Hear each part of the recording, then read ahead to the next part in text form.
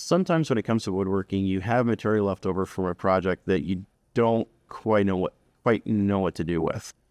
This was the case with the remnants from the computer cabinet that I put together. I had a bunch of pieces of walnut that were too small to really do anything with, but too big to justify simply discarding or throwing in the burn pit. The leftover pieces, most of them were about 6 inches wide and ranged from anywhere between 7 to 11 inches in length. There's not a whole lot that I could see that I could do with pieces that were 3/4 of an inch thick. I don't have a bandsaw that I would be able to use to really cut those down for any other projects. Didn't really have anything in mind, so I decided just to see what I could make out of it, more of what might look like a tabletop. Got all that put together and ended up with a pattern that I thought was pretty cool. Wasn't quite sure what I had planned for it, and my wife goes, well, we could use a table in the living room for playing games on. And so it kind of morphed from there, and I actually ended up with a direction and a purpose for what I was building in the beginning. The pattern that I laid out using leftover maple and black walnut, I added some hickory in, and then decided to build the base around that. I had a piece of maple that was enough for the base of it. I used some of the hickory that I had left over from another project and some of the walnut that was left over from other projects as well. The design changed during the process of it. Decided to add in a drawer, which changed the entire dynamic of what I was building, how I was building it. And I came up with something I think looks pretty good. I think it will definitely work for what we want. We have a drawer that we can store some paper in, colored pencils, pens, stuff like that for the grandkids when they're here. They want to do some drawing. So I think it's going to work out quite well in the long run. My wife is very happy with how it looks. And I'll show you the process of what I went through. So hope you enjoyed the video, and let's get going.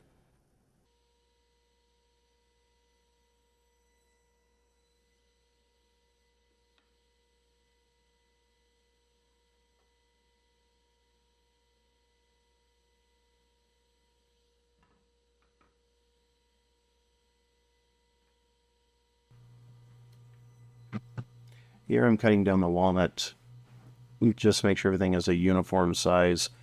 The final dimension ended being about 5 3/4 inches by 5 3/4 inches. And so once I had all the squares cut out, I could start figuring out other portions of the layout.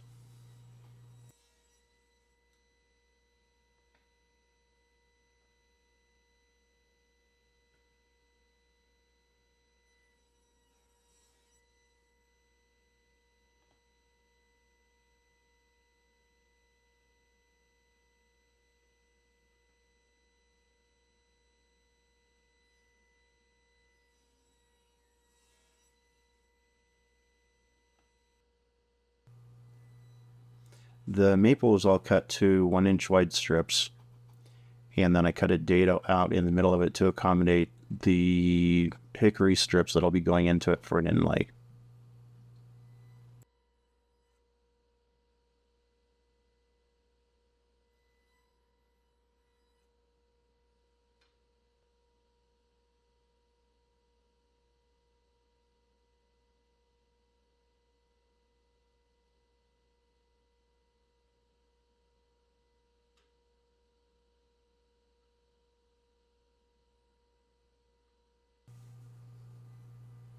And after multiple cuts, flipping the boards over to make sure everything remained even and in the middle, I had the proper width for those hickory strips.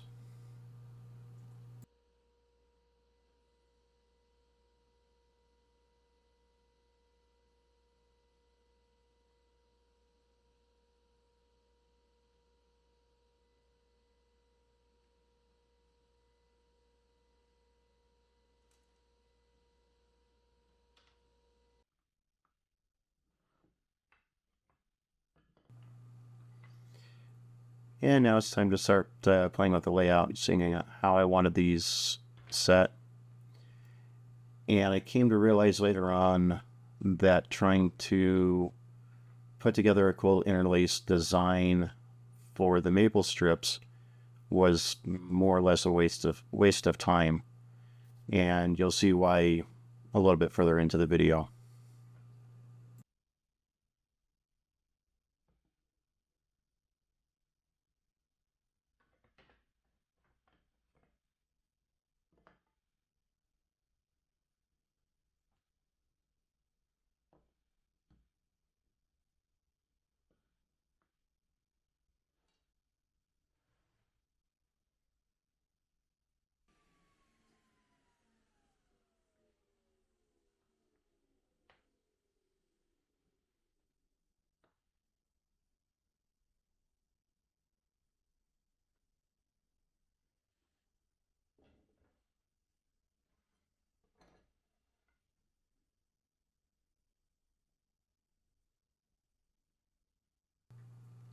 I spent about 2 hours playing around with the layout, how I wanted the maple to set, the orientation of the walnut, and how I wanted everything interlaced.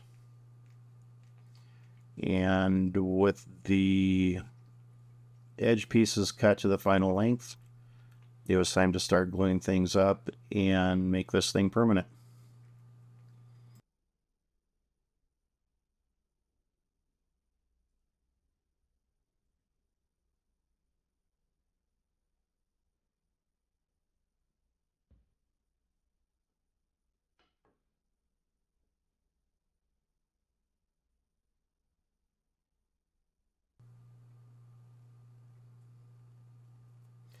With the glue on all the sections, it was time to go ahead and get some clamps put on this, make sure everything was level, and just let it dry.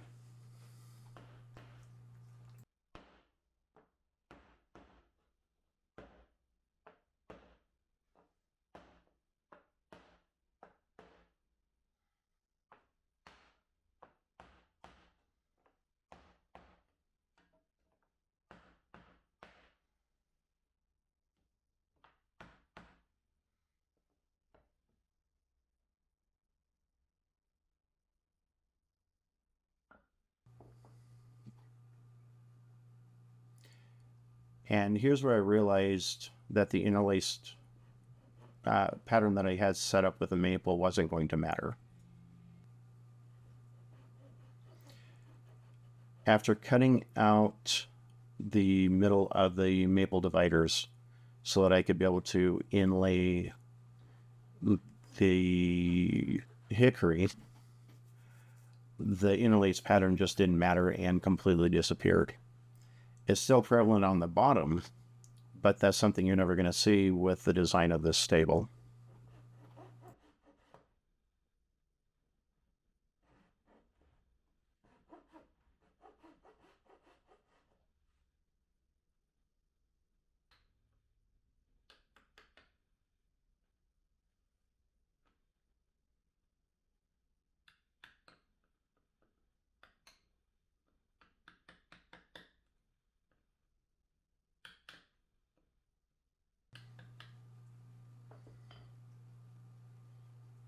Here I'm just cleaning out the channel for the hickory strips, getting it nice and even, and making sure that I've got nice clean intersections for the hickory strips.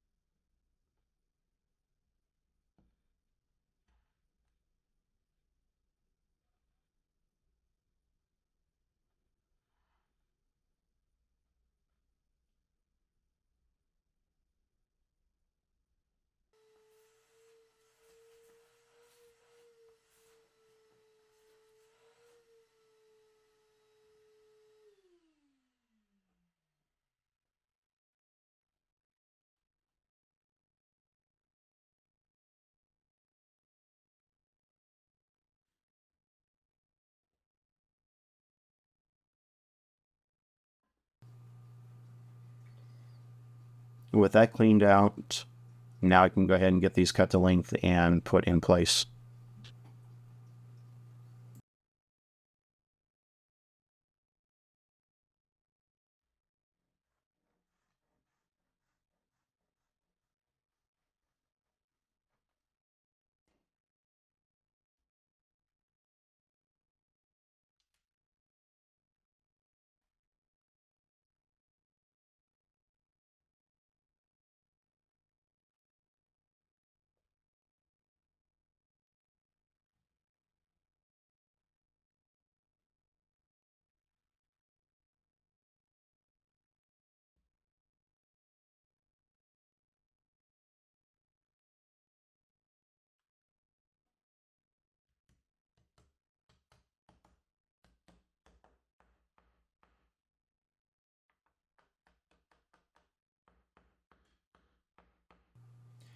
Each piece of the hickory was actually cut by hand.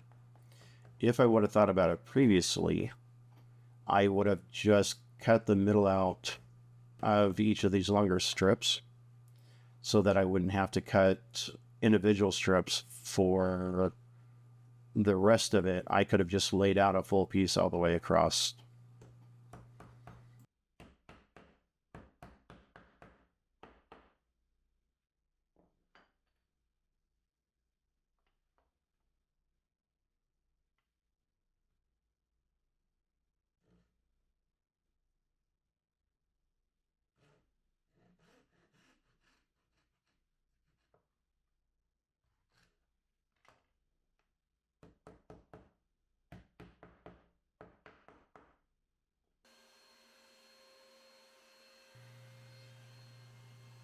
I took the top into school and ran it through the white belt sander.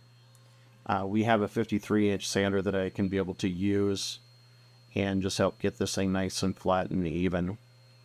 And then I added a 1/16 of an inch roundover just to soften up the edge and get it ready for finishing.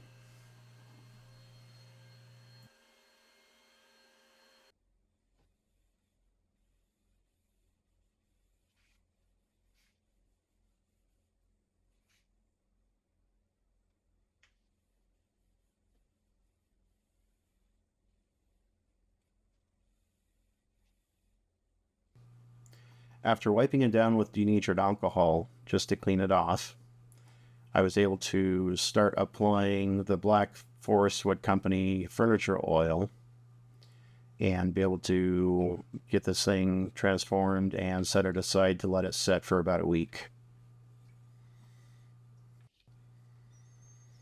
Once this has a chance to cure, I will be adding a ceramic coating to the top just to help protect it and give it a little more of a shine once everything is completely done. And I just love the way this oil transforms the look of the wood and brings out the natural coloring of all three pieces or all three types of wood.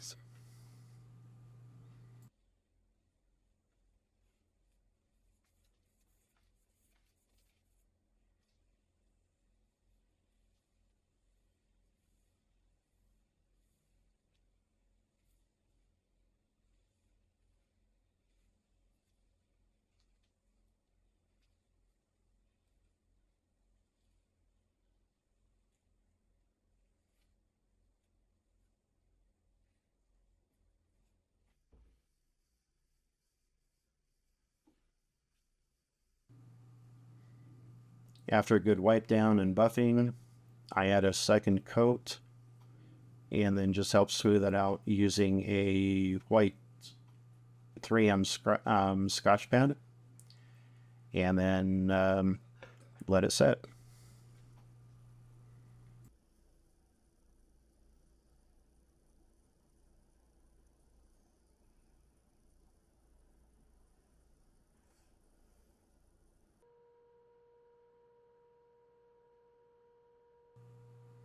I spent about 2 days trying to figure out what I wanted to do for the base, how I wanted to design it, and went through multiple different designs.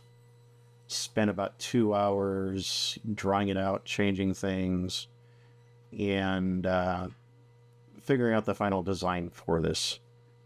And now it's time to start cutting wood and put this thing together.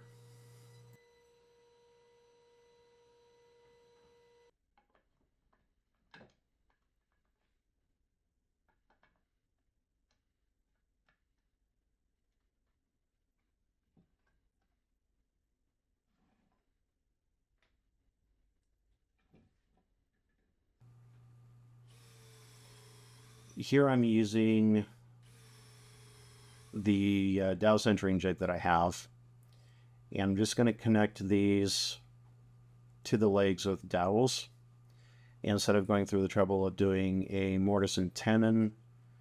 If I had something like a domino cutter, I probably would have used that instead, but the dowels are going to be plenty strong and give me the ability to line everything up the way I wanted it to.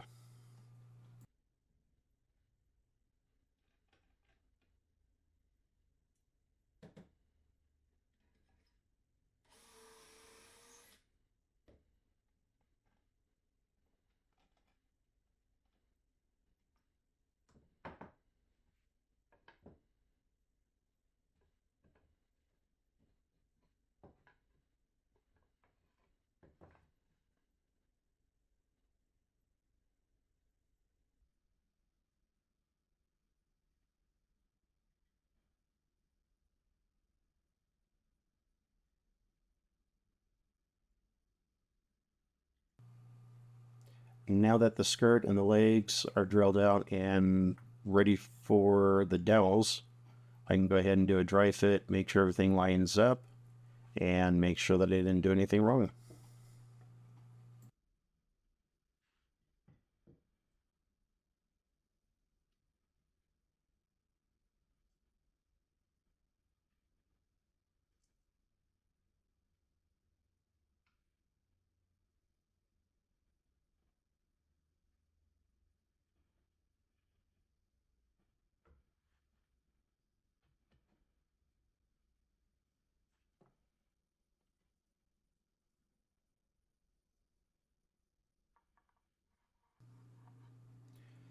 Now I can start planning out the insert where the drawer is going to sit and figure out how I want that to be put in place.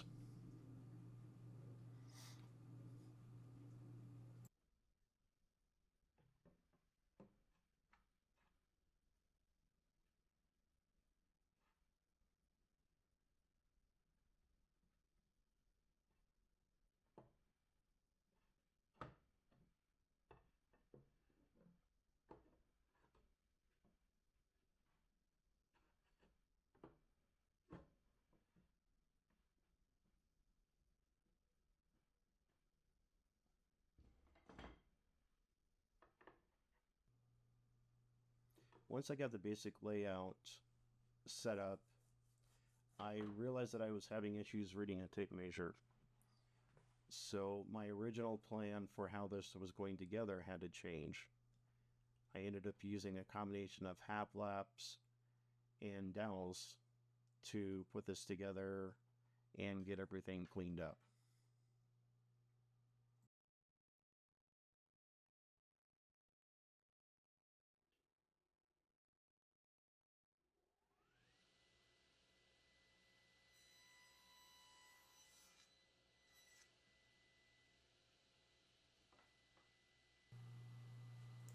With having this thing square and symmetrical, it makes it a lot easier to cut the dados that I need for the stretchers that are going to eventually hold the drawer rails for this table.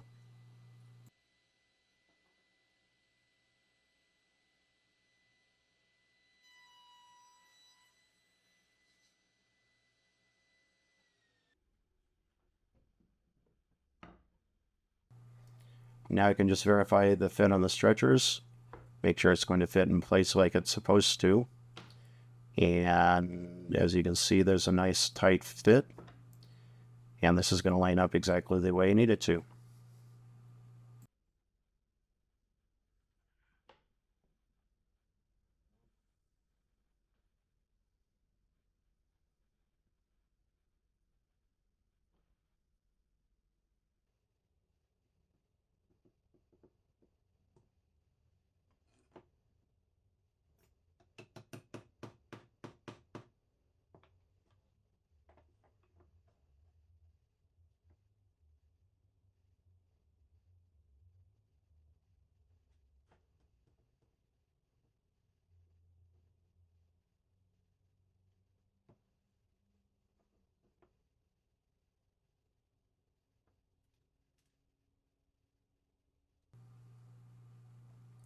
And now it's time to get the interior glued up.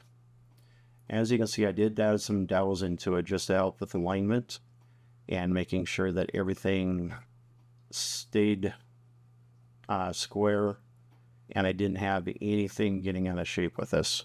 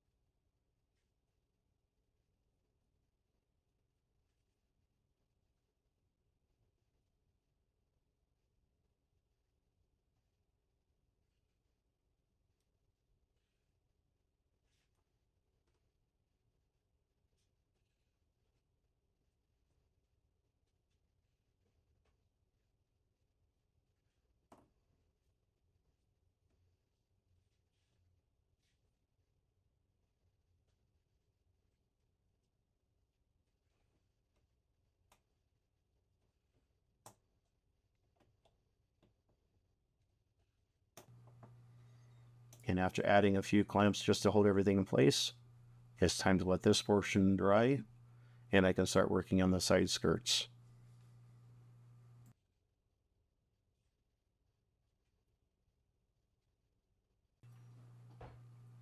I put together a template so that I could be able to add a curve to the inside of these skirts. It just made things a lot easier for lineup, making sure that I got all 4 pieces the same, and I didn't have to worry about anything being different or not even with the other pieces.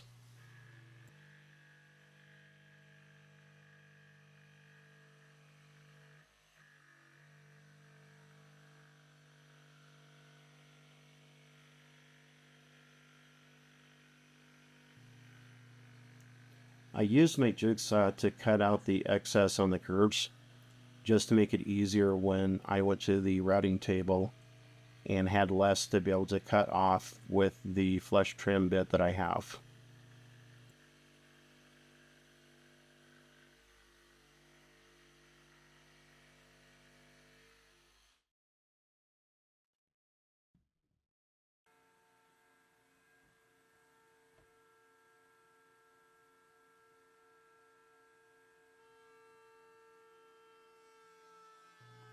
The template I designed was done so with the mind of using the flush trim bit, just so that all 4 pieces were cut uniformly and even.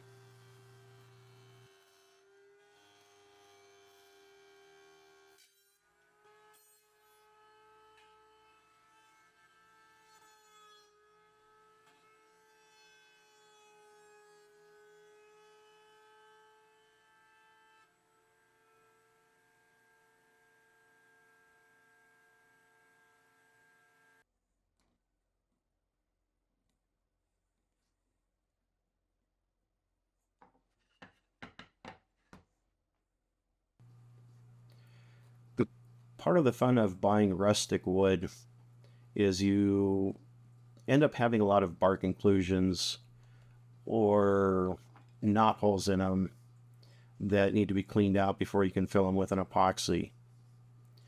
And what I'm using is an epoxy putty that I really actually like using.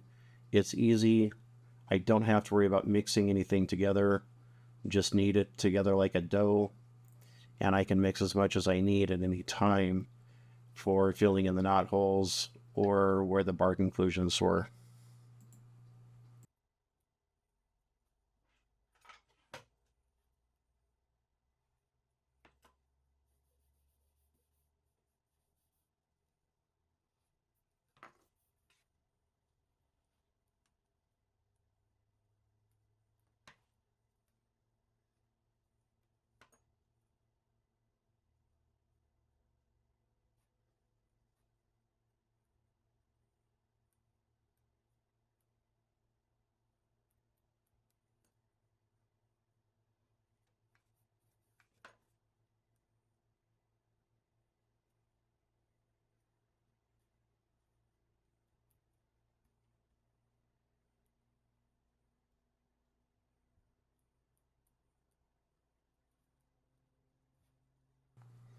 This epoxy putty only takes about 20 minutes for it to start setting up, and within an hour you can sand it.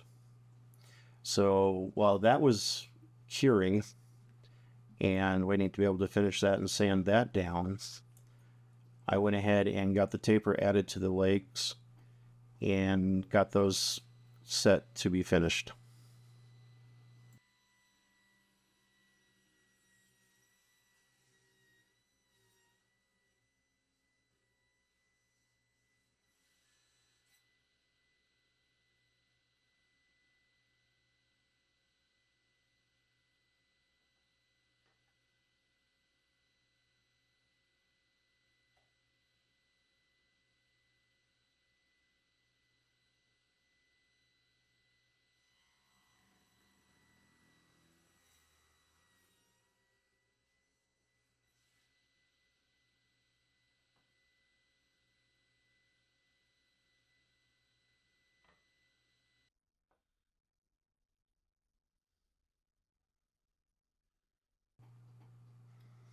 And now I can start getting the final look put together and going.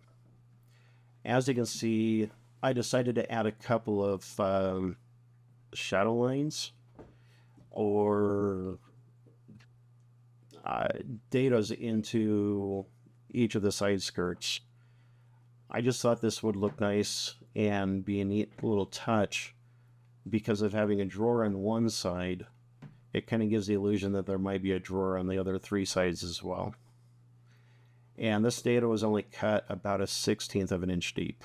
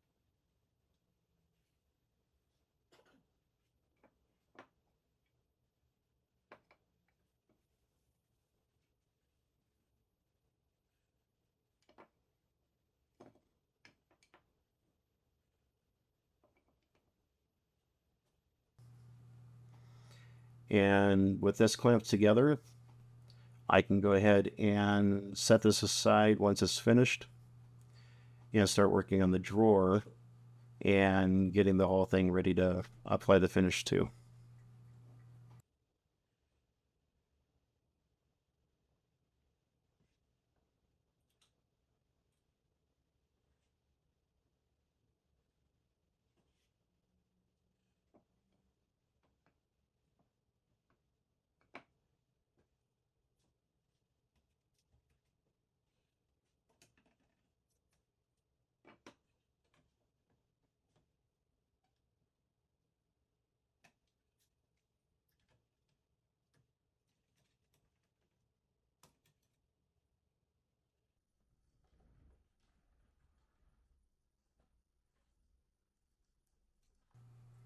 Here I'm going in a couple strips of black walnut, and this will serve a couple different purposes. One is to provide a drawer runner. Because I'm going to cut a dado in the side of the drawer to slide into this, this will allow me to avoid having to use any mechanical hardware for the drawers to be able to stay in place. The second use for this is to cover up the ugly joinery and the mismatched dowel height in a couple of the areas.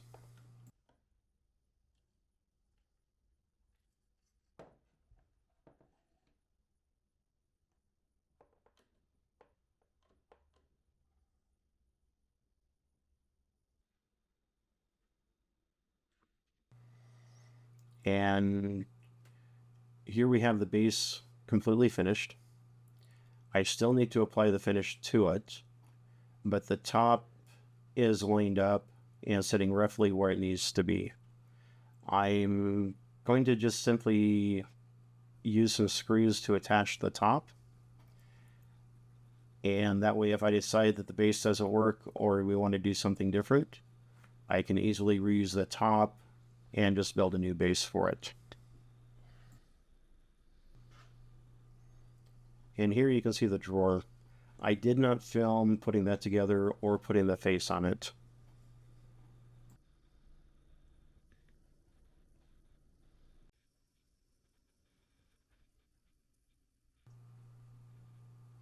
And now we have the finished table. The divider for the drawer is just friction fit. That way if I find that I need to change it, I can without any problem in the future.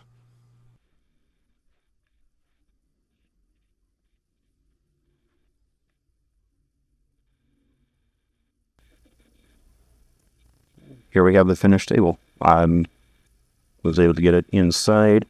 It still needs a few days for the finish to cure, but I think this will work out very nicely for the space that we have, and